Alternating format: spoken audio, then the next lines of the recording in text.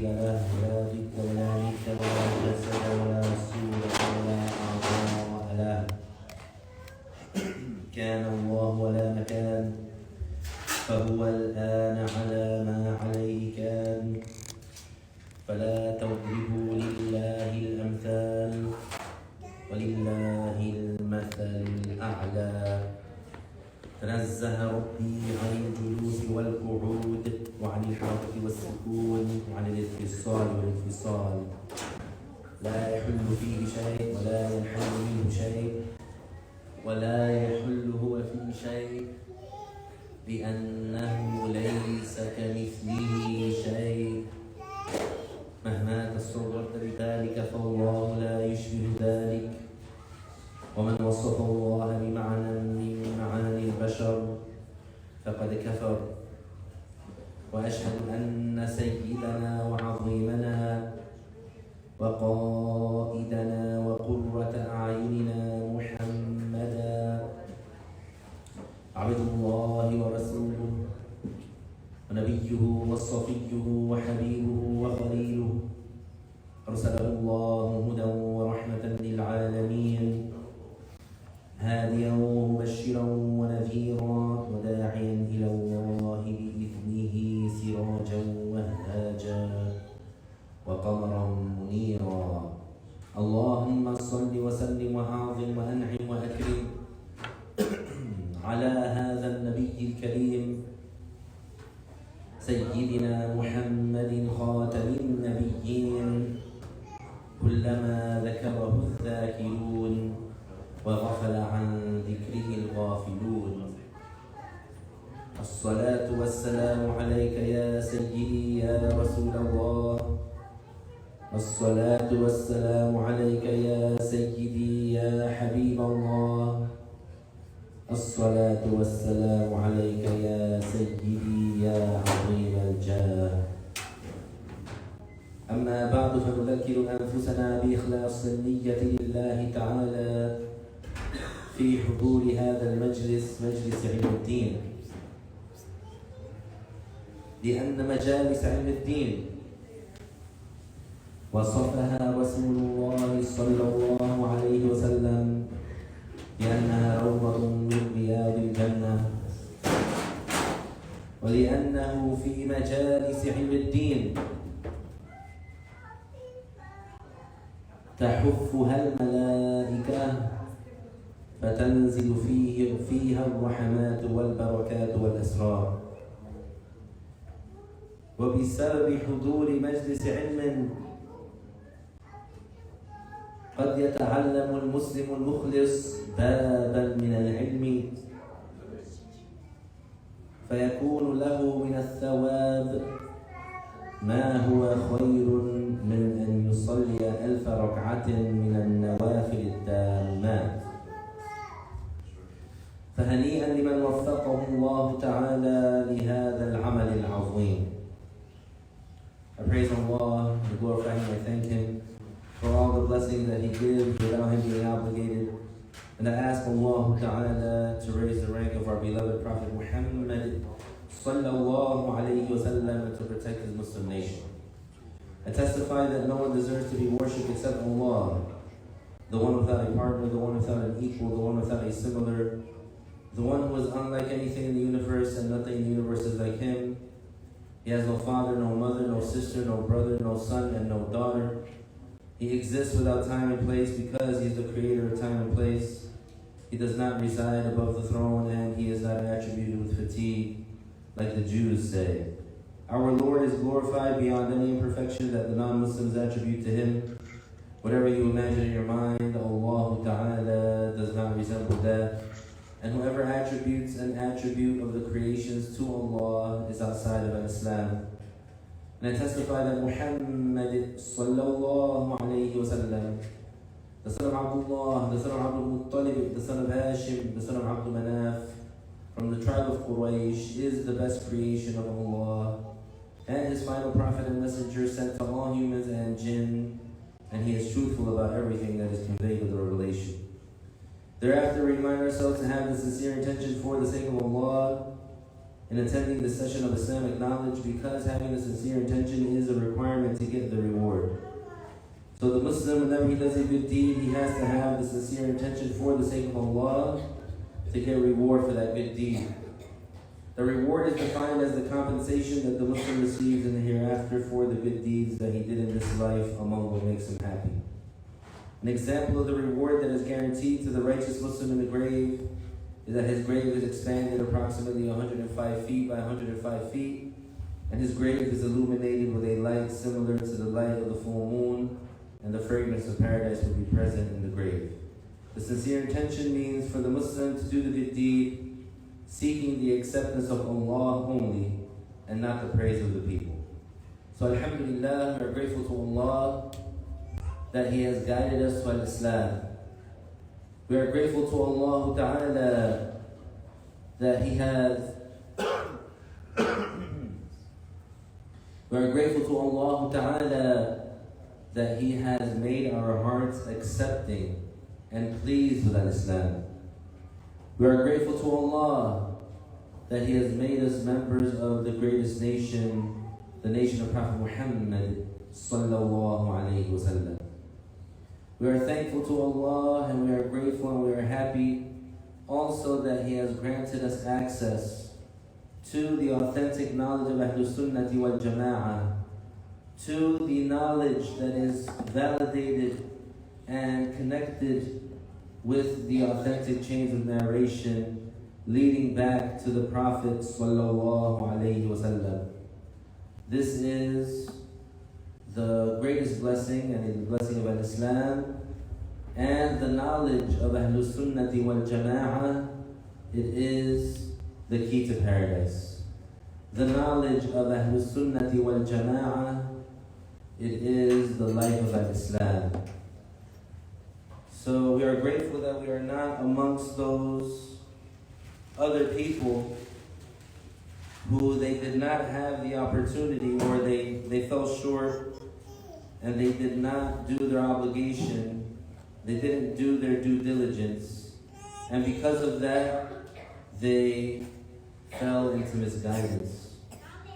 And because they did not learn the obligatory knowledge, they followed any caller, they followed anyone that appeared to be a teacher of Islam, and so they went astray because they did not have any distinction or a way to differentiate. They did not have the tools or the knowledge or the illumination to see the pitfalls on the path in front of them, the path of ignorance, which is shrouded in darkness. So we are grateful to Allah that we were able to be benefited, that we were able to be educated by a Shaykh Abdullah ibn Muhammad al-Hawari. Our Shaykh, may Allah accept him, was extremely giving priority to others in the dunya matters over himself, feeding those with him the best food while he ate bread, oil, and honey. Sometimes in one gathering, in one session, 8 different books would be read on him by his students. Some of them in tafsir, some of them in hadith, some of them in fiqh, some of them in al-usul, some of them in al-nahu, some in as-sirah, and some about other topics. When it was getting close to the midday, when it was getting close to dhuhr, he ordered for someone to make sure that the time is in. If the sun was visible, he ordered for the shadow to be watched. Didn't lean away from the zenith. If he confirmed the time, he ordered for the adhan to be called. He often maintained wearing the qalansuwa, which is, this is a qalansuwa, what people call a kufi, and a rida during his prayer. Yani it's like a cloak, it's like a shawl, something that you wrap around yourself like a blanket. And of course that's sunnah. It's sunnah to dress up for the prayer. So for the men, they wear pants or nizar and a thobe. They wear a rida, they wear a turban, they wear a qalansuwa, they put on perfume.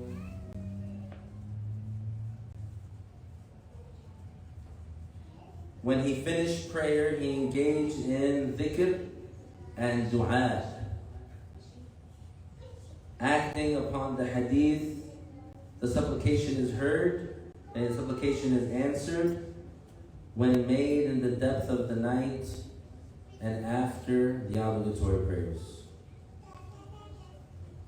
So our Shaykh, rahimahullah, he was a guide, he was a nurturer, a devout worshipper, and a Muslim that maximizes in doing acts of obedience to Allah.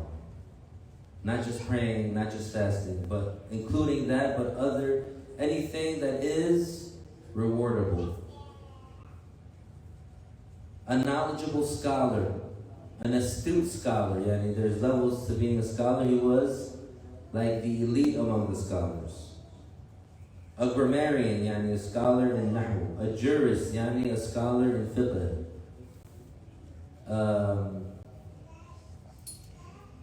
Someone who had many blessings, and he was given many blessings by Allah. Someone who was a scholar in al-usul, in the fundamentals of the religion. A linguist, yani someone who was a scholar in the Arabic language. A mujaddid, which is confirmed from the hadith that every 100 years there would be a scholar that has certain attributes that he revives the way of the Prophet ﷺ in terms of creed, in terms of the belief. And they are directly and actively opposed to misguidance, and they refute openly and publicly and vocally misguidance and misinformation about Islam. So that's every 100 years. He was a Shafi'i by Islamic law, and he mostly followed the infrastructure or the Islamic law under the ijtihad of al-Imam al-Shafi'i. He mostly followed that in fiqh, and he mostly followed that in the jurisprudence. And an Ash'ari by creed, meaning that the way that he explains the creed is based on the way that an Imam al-Ash'ari, how he explained the creed, and he consolidating the information passed on from the companions and from the followers of the companions and from their followers, consolidating that information, using specific terminology, making it easy for the layman to understand, and defending Ahlul Sunnah against the fallacies of the deviants. That's the legacy of Al-Ash'ari, and then everyone that came after him amongst the scholars of Ahlul Sunnah, and that took the knowledge by his route, are called Ash'aris.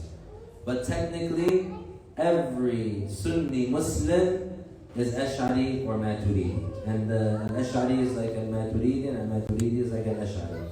They are both two guided Imams, and they are both from the Salaf. So don't let the Wahhabis mislead you. Al-Ash'ari, because they speak badly about Al-Imam al-Ash'ari when he's a hero of Islam. And he is an Imam amongst the elite Imams of Ahlul Sunnah. And he's from the Salaf. So it's odd that they claim that they follow the Salaf, yet they badmouth Al-Ash'ari.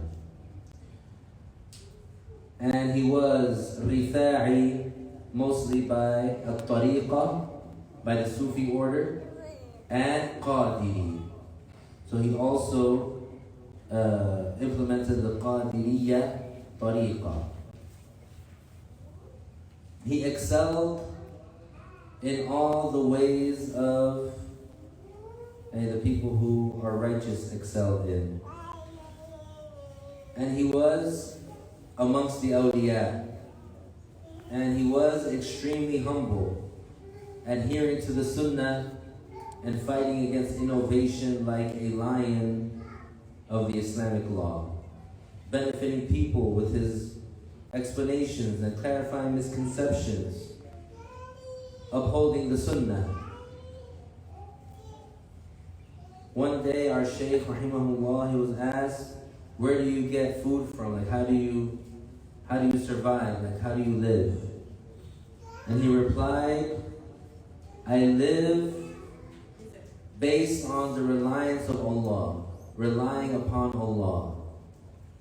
Meaning that he doesn't strive to get, for example, the means of the dunya. Whatever he gets, he gets. Whatever comes to him, comes to him. And obviously, Islamically, the judgment is when you are not neglecting any of your financial responsibilities, you're not obligated to work. If you want to roam the earth and worship Allah and live off of the land, and you're not neglecting any financial responsibilities, you don't have a wife that you're obligated to provide for, you don't have prepubescent children that you're obligated to provide for, you don't have poor Muslim parents that you're obligated to provide for, you don't have any Islamic financial obligation, you don't have to work. But it is dispraised and it is an enormous sin to abandon those who you're obligated to support. So anyways, one day our Shaykh was asked, how do you live? And he said, I live relying upon Allah. I have not undertaken any position since leaving my country. Yani, I've never had a title or a position or basically like a job, like a career. And some people are lawyers, some people are doctors, some people are engineers, some people are this, some people are that. And he didn't do any of that. He never, for example, was hired or paid to be an imam or a preacher or a teacher. He said, I live on what Allah provides me. I spent 20 years on bread, tea, and yogurt in Syria. That was my sustenance. I had some money that I spent. When he left this country, he left with some money. When I left my country and came to Lebanon, I did not work for wages. I used to teach people the creed and warn them against disbelief. Allah Ta'ala turned people's hearts towards me, so they started attending the lessons and listening. When I was in Syria before moving to Lebanon, my food was bread, tea, and yogurt, and sometimes tomatoes. I never bought meat. One of the awliya that was in Syria, his name was Shaykh Hassan. He said he used to visit our Shaykh, and he would say, in a playful way, he's like, there's nothing to eat here but tea and bread. So it's like one righteous Muslim talking to another righteous Muslim. His situation is so, he's very deep into being detached from the worldly matters. And to the extent that even another wali was like, there's only bread and tea here. But just showing how serious our Shaykh was about following that path of being detached from the worldly matters. So in a time like the times that we live in, which were spoken about by the Prophet ﷺ, that near the end times, or near the end of the world, or in the final days, that the one who is truthful would be called a liar, and the one who is a liar would be called truthful, and the one who is trustworthy would be called untrustworthy, and the one who is untrustworthy would be called trustworthy. And those who they are empty or hollow and they have nothing beneficial to offer would be put on a pedestal. And those that are full of wisdom and benefit and they can do something positive, they are degraded. And the scholars are called ignorant and the ignorant are called scholars. So in a time like that, what a great blessing it is to be counted among those who saw the truth and followed it. So alhamdulillah. And even like from a personal note, at least speaking for myself, I know that I am grateful for that and happy for that, because that is the effort of this pious Muslim, of this pious scholar, is the cause for someone like me to be guided to the truth. So alhamdulillah. And it's fitting that we are going on to part 2 of our class about the awliya that we're reading from the book Collection of Goodness, lesson number 5. We are on page 35, in the middle of the page, the last paragraph. And this book is very beneficial. It is a documentation of real lessons that this pious, righteous Muslim gave in public, and that his close students, which are also righteous Muslims, which are also scholars, and you can quote me on that, they have compiled it and they have published it so that new generations can see and witness the legacy that was left behind by this pious Muslim. So we're talking about the awliya, the righteous Muslims, which are Shaykh rahimahullah. He is confirmed to be amongst those righteous Muslims, those awliya, those who have been accepted by Allah and they can do extraordinary things. Because there has been countless instances and incidents and moments and occurrences in different parts of the world, in different decades, with different people that never met each other, that all explicitly prove that this pious scholar is accepted by Allah.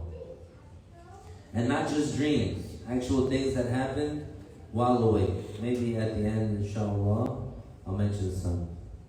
Because recently a great document was published, which obviously has been spoken about for some time, but it's a compilation of the karamat of our Shaykh. And that's something that's not uncommon. There is an actual book that's centuries old that's called Karamat al-Awliya, which is authored by a Sunni Imam, basically narrating certain narrations about the awliya. So this is the subject that we're on right now, mashallah. And so we mentioned, for example, some examples of that extraordinary thing. So we left off talking about the story of that companion who he was in the wilderness on his own. And remember the story, he was walking in the wilderness where the children of Israel, they were made to walk around for 40 years by himself. So that right there already, that's a sign. Now, this is a righteous, pious Muslim, because they like to be alone, away from people. But so he was walking by himself, and then it was time for him to rest. It was nighttime. He pitched a tent, and he was in the tent, and suddenly he hears the recitation of Surah Al-Mulk coming from under the ground. So he realized this is a grave. So he went until it started his narration, the recitation, from beginning to end. And so then afterwards, that companion, he went to the Prophet ﷺ, and the Prophet ﷺ, he gave him some knowledge about the benefit of reciting Surah Al-Mulk consistently every night. And that benefit is that the Muslim who consistently recites Surah Al-Mulk every night, yani after Maghrib, between Maghrib and Fajr, that Muslim, he will be saved from the torture of the grave. This is a guarantee. And so, continuing on, this is where we continue on with reading. Page 35, last paragraph. This is what happened with some of the companions during the time of the Prophet sallallahu alaihi wasallam, and proving that a wali. Because usually when the extraordinary thing like that happens, witnessing it and experiencing it is also an indicator of that person's status. So it can't be just like, it can be, but usually it's not. That just a regular person, regular ranking Muslim would experience that. Although it does happen. But usually the ones who experience that are other awliya. But in any case, for sure the one who was in his grave reciting Surah Al-Mulk after being dead, for sure that was a wali. For sure. And what is similar to this happened after that. It has been confirmed through mass witness transmission, tawatur, that a scholar among the scholars of Somalia who was among the righteous pious Muslims, a faqih, who was detached from the worldly matters and did a lot of acts of obedience, nasik. His name was Muhammad Idris. When he died, he had a pious student who was reading a book on his Shaykh. But the Shaykh died and did not complete reading that book on him, so he became very sad.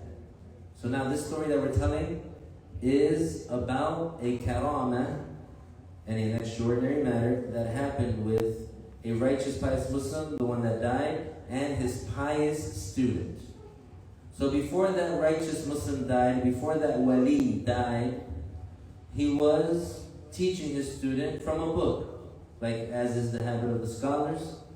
Their students read on them books where this is like the information that's passed down, books that were authored in the past and that they're passed down in the Islamic sciences. So it's the habit of the student and the teacher. The student, he goes through the book with his teacher. The teacher explains, the teacher comments, the teacher breaks things down, etc. And at the same time, he's getting the chain connection, which is by reading it and by taking it, by acquiring it, and they get the blessings for that, etc. And it's very rewarding. So he was doing that with his Shaykh. But then he died. His Shaykh died before he finished the book. So he became very sad. Obviously for the death of his Shaykh, and for also not being able to finish the book on his Shaykh. And any student of knowledge will tell you that there's certain teachers that when you learn from them, you feel like your heart is wide open. The information is just coming in, it's like streaming in, it's like flooding in, and it's clear and it makes you feel good, and there's an actual pleasurable feeling that's associated with that experience, with that specific teacher. Those are from the blessing, they're from his sincerity, and also from his level of understanding, level of intelligence. Because when you listen to someone who knows what they're saying and who's smart and who has, for example, a sharp mind, listening to them explain something or to speak, it is a pleasure in and of itself, and if what they're saying is good. So this student obviously became very sad, because not only does he hold his teacher in high esteem, not only does he have that bond, right, a student-teacher bond, and on top of that he's a Muslim, and on top of that he's an elder, and on top of that he's knowledgeable. So of course he's going to be sad, and also he didn't get to finish that book on him. Then, right, he became very sad. And who knows everything without exception? Allah. Allah. Keep this in mind. Whether young or old, male or female,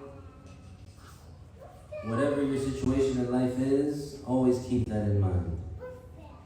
The creator of the universe knows everything without exception. So he knows what you're experiencing. He knows what you're feeling. He knows what's in your heart. He knows, for example, the evil things that people say with ill intentions, that you might not know their intention, But the things that people say with a bad intention, they say towards you or against you, Allah Ta'ala knows who your enemies are and He knows who your friends are. So always keep that in mind. And in what sense? In the sense of not worrying. In the sense of what? In the sense of relying on Allah. In the sense of not letting any dunya situation slow you down from becoming a better Muslim. Because Allah Ta'ala knows what you're going through, knows what you're struggling with, knows if, for example, you don't have enough money to pay the bills, or if you don't have enough food to eat, or if you struggle with this or that, your fears, etc. Allah Ta'ala knows. So rely on Him and seek help from Him. So then, right, he's very sad. The student is very sad because his Shaykh died and he did not get to finish the book. Then he saw his Shaykh in the dream. Allahu Akbar.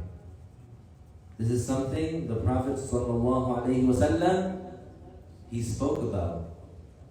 The Prophet ﷺ let us know that since he's the final prophet and messenger, there's no new prophet after him. There's not going to be any new revelation. But what is left? The good signs, the blessed signs, the blessed indications, the good news. And among that, one form that comes in is a good dream. Because the Prophet ﷺ, he also explicitly told us that dreams are in categories. Some dreams are just any random results of the vapors from your stomach going up into your brain, etc. And that's regardless of what the so-called modern medicine says. And some dreams are results of demonic interference, demonic participation, something demonic. And another category is the good dream. The good dream, like what? Like you dream about that you're at the Kaaba praying. Allah, what a great dream. You dream about, you see the angels. You see an angel come to you, for example, and tell you something or do something to you. You're in the dream and you see, for example, a scholar of the past. Even though you never met him, you don't know what he looks like, but when you're in a dream, you're interacting with this person as if they are, who you think that they are. Like, in your heart, you believe it's so-and-so. And the Prophet ﷺ specifically spoke about himself that if the Muslim, or the one who sees him in the dream, and in his original appearance, then he has truly seen the Prophet ﷺ, because the shaitan cannot morph into the image of the Prophet ﷺ, and he will see the Prophet ﷺ while awake. So those two things are confirmed. That whoever sees the Prophet ﷺ in the dream, they truly have seen him, and they will see him when they are awake. And I think that this is going to come, we're going to mention. Or we might have already mentioned.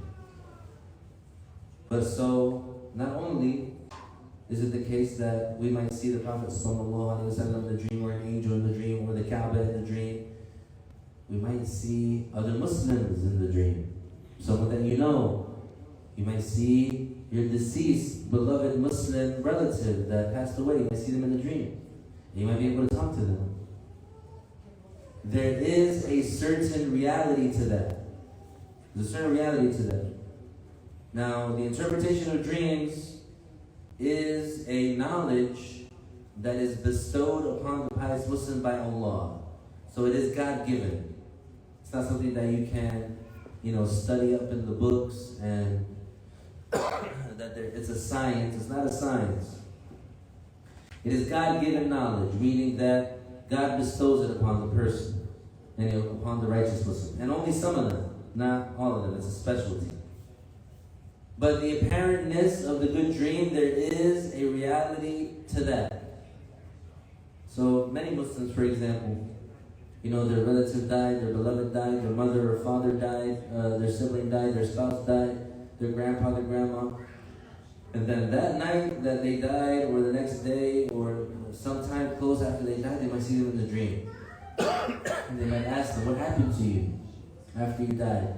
And they might see them, for example, looking young, looking beautiful, wearing all white, happy. And then they might ask them, well, what happened to you after you died? And they might say, God forgave me. Or they might see them in that good image, but without any communication. For example, that's a good dream. So you might even see someone who is not a wali or a righteous pious Muslim in terms of in this life, or someone that was known like that. You might see them in your dream, smiling at you or saying something to you or something like that. In this particular case, the deceased Shaykh of that student came to him in the dream. And his Shaykh told him, come to the grave and bring the book with you. Allahu Akbar. So I know if I have that dream, I know what I'm going to do when I wake up. I'm going to take my book and I'm going to go to the grave and I'm going to listen to the dream. Then he woke up and took the book that he was studying with him, which he had not finished yet, and he sat in front of the Shaykh on the grave. So the Shaykh was already buried. He sat in front of the grave. Like when you go to the cemetery on Eid, and you sit in front of the grave, and you recite Quran, and you make dua for that dead Muslim. So this student, in this case, what he did, he sat in front of the grave, and he brought his book that he wants to finish with his Shaykh, who is dead and buried. He sat in front of the Shaykh on the grave, and the Shaykh began to explain as usual from the grave until he completed the book. And so it happened more than once. He came, he read, he left. Next day he came, he read, he left. Next day he came, he read, he left. Until he finished the book. Or, and depending on the amount that was left, I've never heard specifically, could have been like 5 pages left, 10 pages left, a chapter left, and he just read it all in one sitting. And then he finished the book. Then after that, he took another book with him. And that student, because also, if something like that happens to me, what am I going to do? I'm going to get another book. And I'm going to try to get more. Right? Because with the blessings, when it comes to blessings, when it comes to goodness, when it comes to virtues, when it comes to accumulating virtues and trying to do as many of the things that the Prophet ﷺ recommended or encouraged to do that are not an obligation, the more that you're able to do that, do that. So if you hear about something, let's say that's a virtue, and you've never done it before, strive to at least do it one time. But so, with blessings, always welcome them, always go after them, never stop going after them. Never say, I've had enough blessings. I'm going to go do something else. No, keep on going as much as you can. Because why? Because you never know how long it's going to last. So anyway, he took another book and sat in front of the Shaykh and started to recite, but he did not hear the voice of his Shaykh. Because this is among the extraordinary endowments that Allah grants, and it is by His grand generosity. However, the extraordinary endowments do not usually continue, and the endowments that are of this type do not remain, rather they stop. So if this was the status of the righteous pious Muslims, hence the condition for attaining righteousness and wilayah should be known. Yani, the Shaykh is saying, now that you know how high a status a wali has, now that you know the great level of acceptance that the wali has reached, that they are accepted by Allah, now you should know what is it that makes a person a wali? How is a person judged as a wali, or what is the criteria by which a person would be defined as a wali? He said that should be known. How to define someone as a wali should be known, so that if a person wanted to follow their path and reach what they have reached, he would know how to follow them in their actions and in their sayings and in their beliefs that are in compliance with the Quran and the Hadith. Because in terms of righteousness, right, it's something achievable. And meaning it's something that if you dedicate yourself and you put the effort and you take the steps, it's a destination that you can eventually arrive to. It just takes work. As for prophethood, this is something that you can never achieve through a progress of action or like an escalation of levels. Prophethood is bestowed, it's granted, it's God-given. The prophets are chosen. But for the righteous Muslims, and for example, Muslims that are not prophets, they are all eligible to achieve wilayah. The doors to a wilayah are wide open for whoever wants to take that path and enter it. But guess what the biggest obstacle is? The nafs. The nafs is the biggest obstacle that there is to wilayah. And it is the thing that must be pulverized, and metaphorically, in order to achieve wilayah.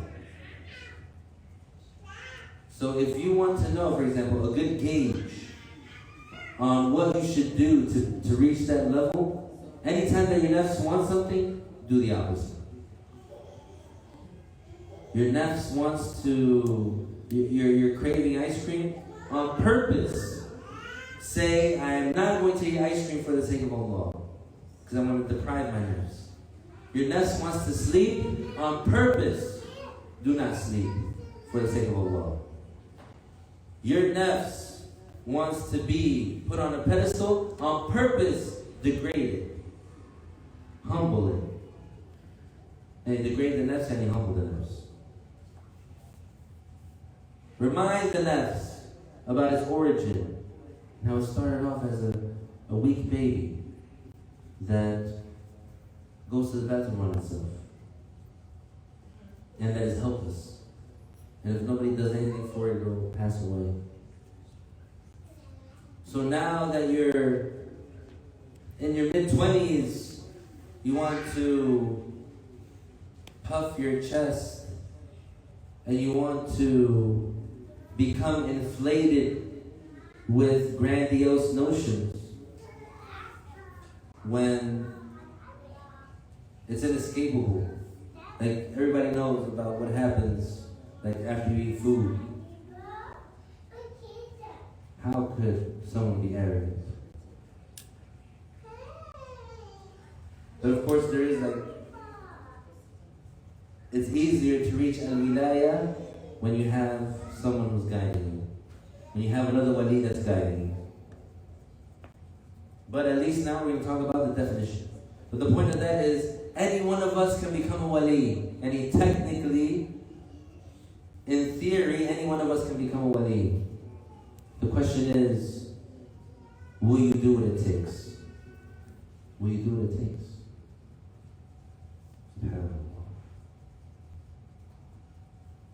The wali is the Muslim who believed in Allah and His Messenger and learned from the knowledge of the religion what is essential obligatory knowledge, even if that was by acquiring it, by listening to the teacher speak, by attending the sessions of the people of knowledge.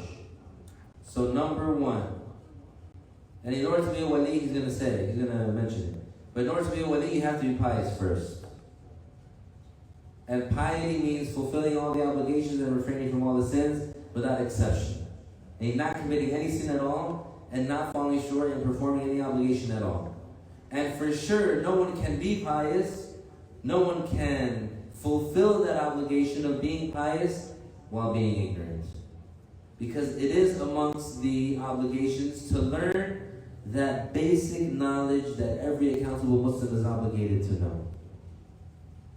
Even if it was by just listening to the information without writing anything down, without taking any notes, without memorizing, just listening to the information, absorbing the information, and understanding it, of course, that is sufficient to be considered that you acquired the obligatory knowledge so you can be qualified to be a wali. Or qualified to be pious. And then you have to remain pious and you have to maximize for doing the good deeds that's going to come. He acquired the amount that is required for the validity of his belief. And he acquired enough of the obligatory knowledge where he does not believe something that no one is excused from. He can't be out there, he can't be a person out there thinking that he's Muslim and showing the outward signs of being Muslim, but he thinks that Allah lives in the Kaaba. Subhanallah. That's not like an exaggerated hyperbole, hypothetical thing that I made up as a teaching tool. No, it's actually happened. One of our shaykhs, he informed us that he was in Mecca, of all places. And the cab driver, who apparently was Muslim, thought he was Muslim, he thought that whole time, and he thought that Allah was inside the Kaaba. Subhanallah, because of the extreme ignorance.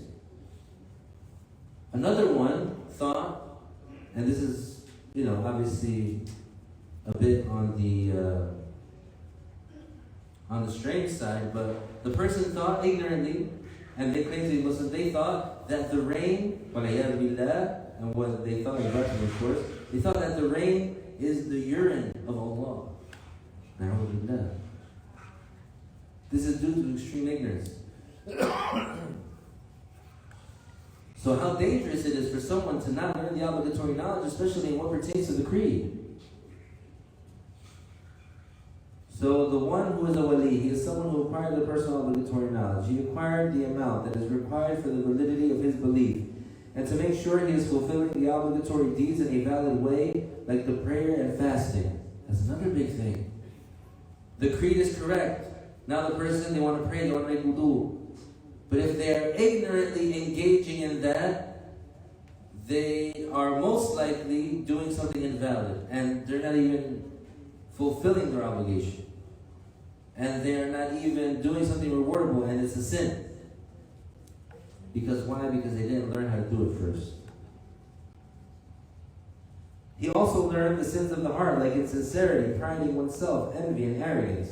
And so that he wouldn't think that, for example, if he did any of those things, and he's unaware that this is a sin, but then he's sitting there thinking that he's amongst the perfect Muslims. And that is ironic that the imperfect Muslims, the enormous sinner Muslims, the ones who are full of defects, they're the ones who view themselves as the ideal perfect Muslims. And the perfect Muslims and the righteous Muslims and those who are actually perfect Muslims, according to Islam, they suspect themselves of falling short. So you see the difference between the mentality of the righteous Muslim and the mentality of the one who has not, the Muslim who has not cleansed his heart. Subhanallah. He learned the sins of the ear, like listening to gossip and tale-bearing willingly. He learned the sins of the hand, like hitting the Muslim unjustly. And he learned the sins of the tongue, like insulting the Muslim, gossip, and verbal kufr. He learned the sins of the foot, like walking towards committing a sin. And he learned the sins of the private parts, like fornication. And he learned the sins of the abdomen, like consuming the prohibited. And other than that, among what he is obligated to learn. After learning that, he applied it on himself by leaving out all sins that are apparent, external, and those that are internal. And he beautified himself by fulfilling all the obligations, and the best obligation is the belief in Allah and His Messenger, and following that, and in terms of status, the best good deed overall is being Muslim, having the correct creed, and then the next best deed after that is consistently doing the 5 obligatory prayers. He continues saying, and following that are the 5 daily prayers. And then in addition, he performed recommended acts of worship. So that's another part of the definition of a wali. A wali is a pious Muslim, yani the Muslim who does all the obligations and refrains from all the sins without exception. And on top of that, he does and on top of that, he performed recommended acts of worship. However, it is not a condition to be a righteous Muslim to do all the kinds of recommended acts of worship. Rather, if you perform many of one or two kinds of the recommended acts of worship, that would be enough to confirm al-wilayah. For example, like fasting outside of Ramadan, like praying at night, like saying dhikr, like reciting Quran. The recommended acts of worship that the righteous pious Muslims do a lot of is praying at night after having been asleep. So they pray Isha, as soon as they're sure. They pray the 2 rak'ah sunnah, they pray the witr, they go to sleep, they wake up at 3 in the morning, 4 in the morning, they make wudu, they pray sunnah. That's the call at-tahajjud, the sunnah prayer that is prayed after sleeping at night.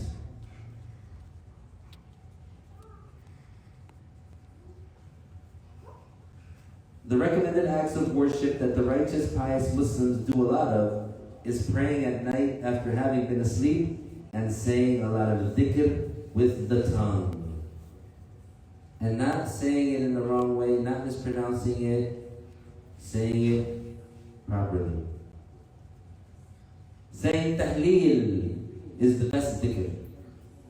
Saying la ilaha illallah is the best dhikr.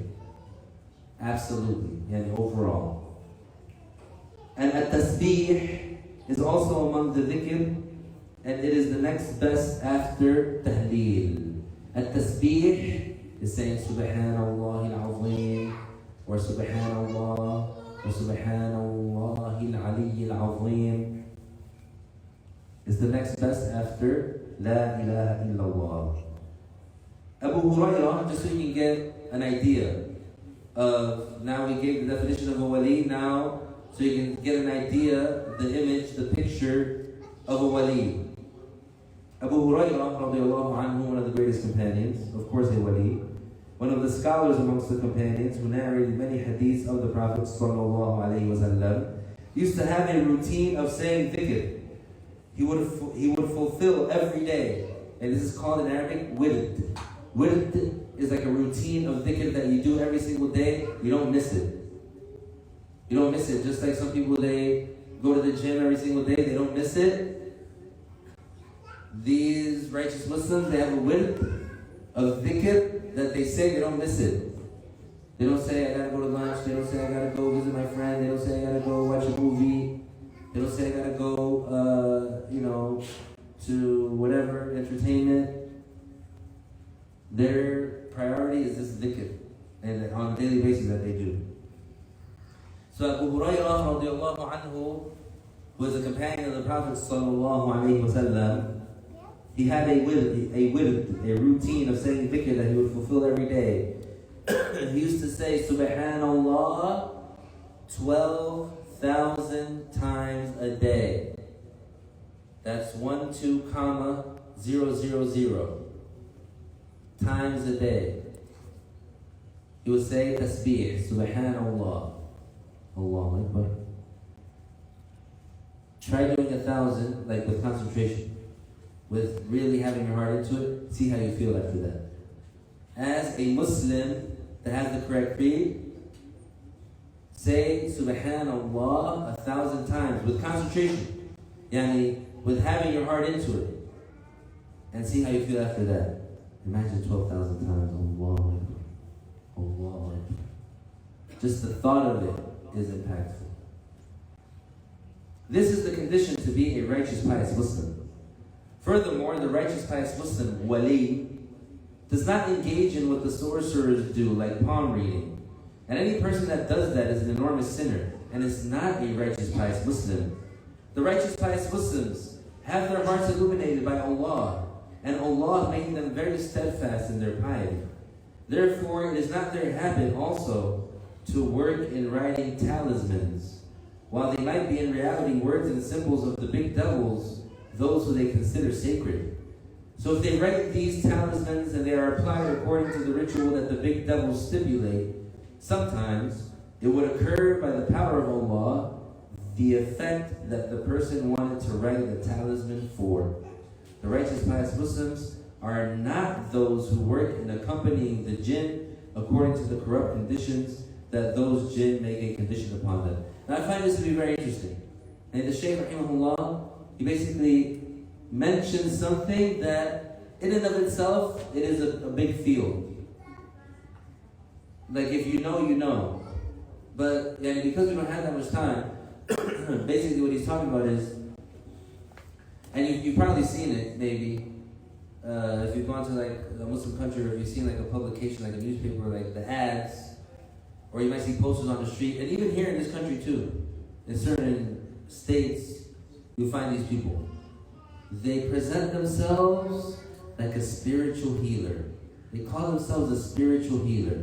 Sometimes they won't even, for example, put the claim that they're Muslim up front, but they'll just be someone that, for example, presents themselves as a mystic, as a healer, and they wear like a different type of clothes, something that sets them apart, and they'll have like a crystal ball. It's like a crystal ball. These people, they have these little shops. There's a bunch of them over here. There used to be one right over here. Alhamdulillah, they got rid of that thing. So right down the street, right over here. Where that old restaurant used to be, now it's got that apartment building. SubhanAllah, I used to walk by there. You get these weird vibes. And alhamdulillah, after I learned, and after I became Muslim, I was always thinking like, if I recite the verses of the Quran for protection and stuff like that, and I'll be protected from that place. And I always felt like this place, and I never wanted to go into that place. There's probably like demons all over the place. But there's other ones too. There's one on Sterling, and it's right next to where all the Yehudis live, because they're into that. They're into that palm reading, sorcery stuff, and it gets elaborate. They have the coffee cup, the coffee mug. They have things that they do with chicken blood. They have things that they do with chicken bones. There's many different things that they do. They take bones and they throw them, and they supposedly read them. They take the coffee mugs and stuff like that. They look at it, see this or that is in your future, etc. These people are evil. These people work with the demons. So if any of those people pretended, I'm a righteous pious Muslim, let me, do this or that for you, let me communicate with, let's say, one of your dead relatives or something, that is a red flag. That is a telltale sign that they are not a righteous Muslim and that they are a human devil, a human shaitan. So the Shaykh is basically reiterating that the awliya, the righteous pious Muslims, they don't do that type of thing. And now as for the talismans, basically he's talking about sorcery, and sorcery is a real thing, and it's something that is based on cause and effect. Allah Ta'ala made certain things causes for those effects. So there's certain things that if a person wanted to do it and they engaged in sorcery and they followed it correctly and they followed the process, whatever, like the ritual, how it says, sometimes it occurs the effect that they want. Sometimes. So the righteous pious Muslims, they don't do that. And the righteous pious Muslims, they don't have this, let's say, pact or relationship with the jinn in the way that's haram. In the way that's haram.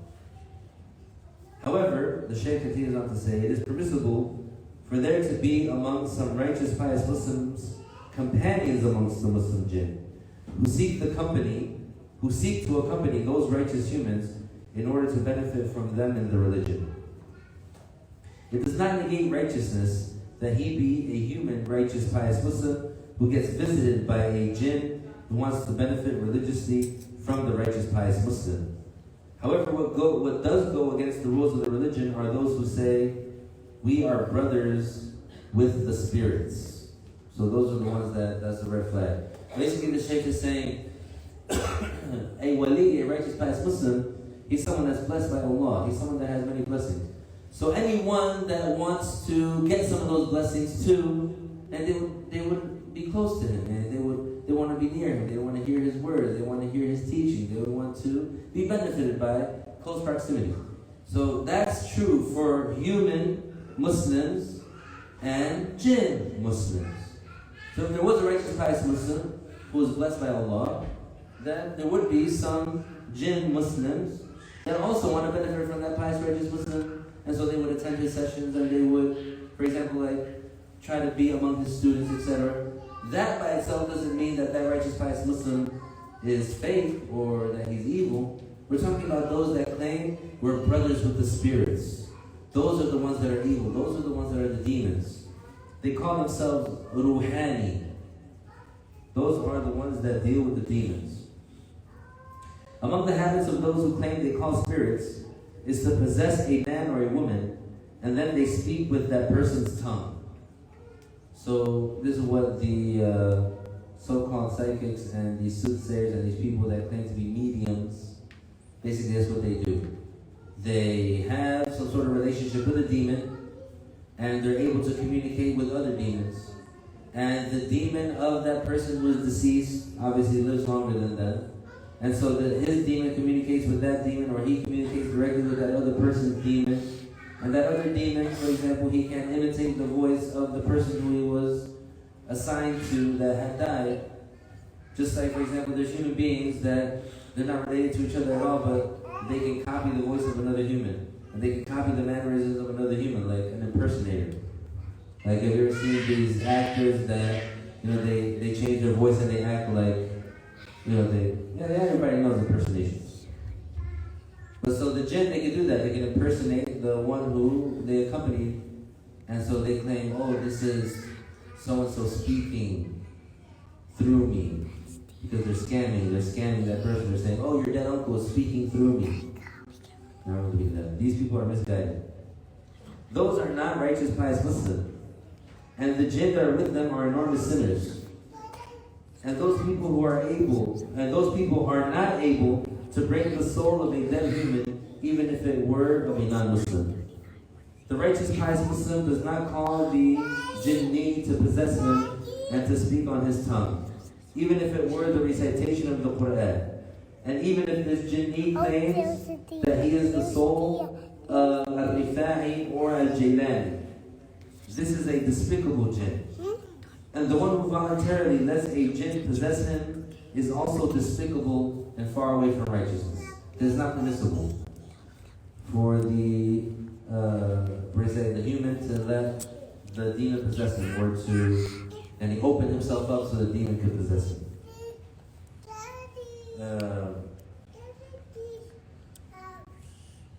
The one who lets a jinni possess him is also despicable and far away from righteousness, as far away as the sky is from the earth, because that is forbidden. Allah forbade it. Allah prohibited it. And there are jinn who are righteous, pious Muslims, just as there are humans who are righteous, pious Muslims, and that's by evidence of the Quran.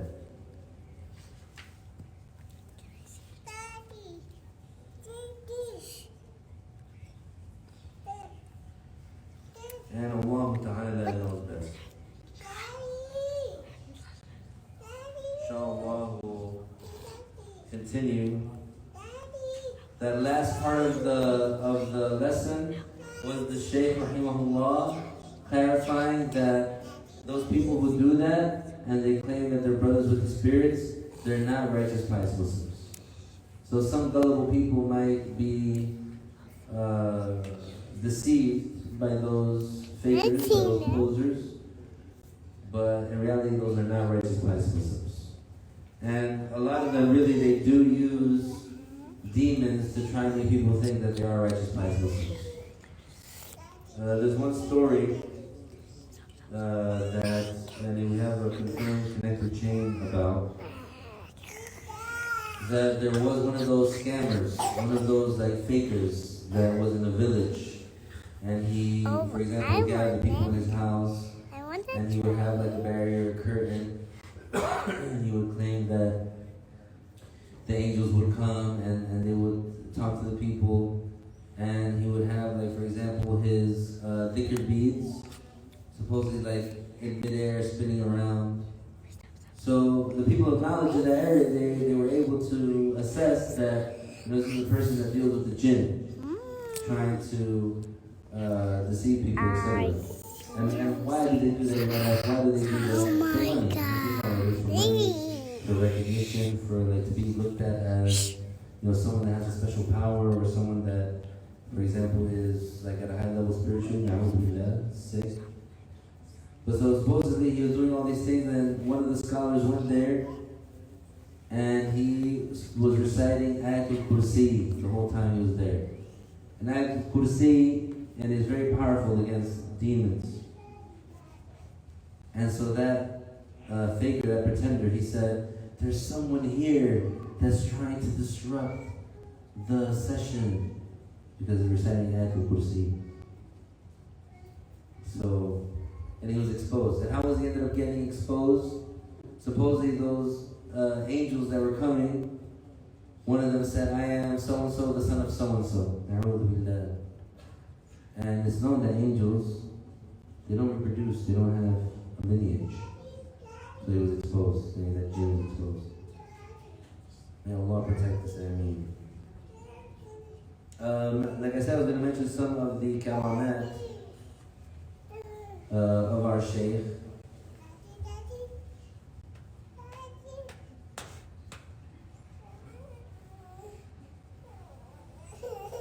So this is something that, and it has been witnessed and happened with many people.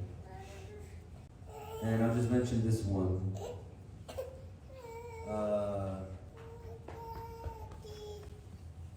And I mention this one because it is a very, very obvious one. So there was a man, and I have the names, I forgot the names. There was a man who, his mom was sick. This is in Lebanon. His mom was sick, and she needed medicine. But that man, he didn't have the money to buy his mom medicine. And this is like back in the day. This is like before cell phones. And there's landlines.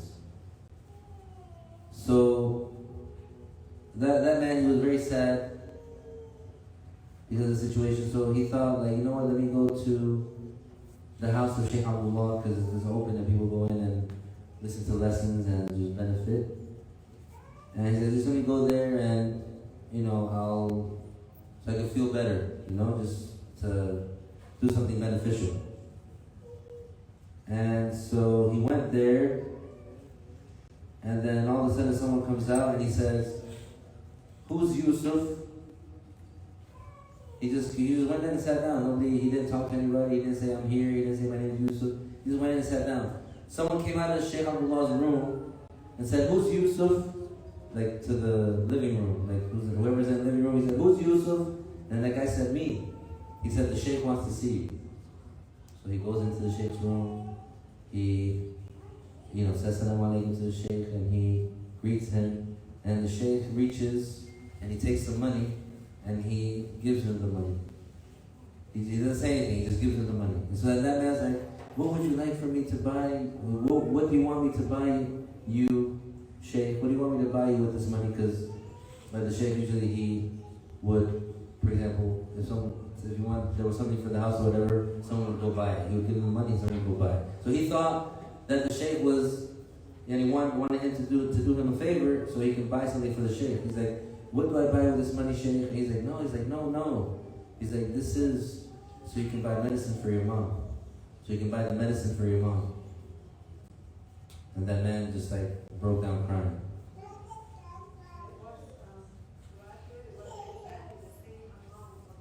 Subhanallah. In those instances, like it's in a way that it's like it can't be interpreted any other way. It was the exact, like you said, the exact amount. So that happened more than once. Like things like that. Where people, they didn't say anything to him, and there was something within themselves that they, for example, needed or wanted, and he gave it to them without them asking. Also, people wanting to ask a question. Like they have a case that they want to ask about, and they're thinking about it, and they want to go ask it, but before they ask it, the Shaykh answers it for them. he answers their direct question directly. MashaAllah. We ask Allah Ta'ala to make us as perfect Muslims and to make our final words La ilaha illallah Muhammadun Rasulullah sallallahu alayhi wa sallam, and to benefit us and support us with the help and support and blessings of Shaykh Allah rahimahullah. Muhallil La ilaha illallah Allahumma salli ala Sayyidina Muhammadin wa ala alihi wa sahbihi wa sallim. Rabbi ghfirli wa lil mu'minina wal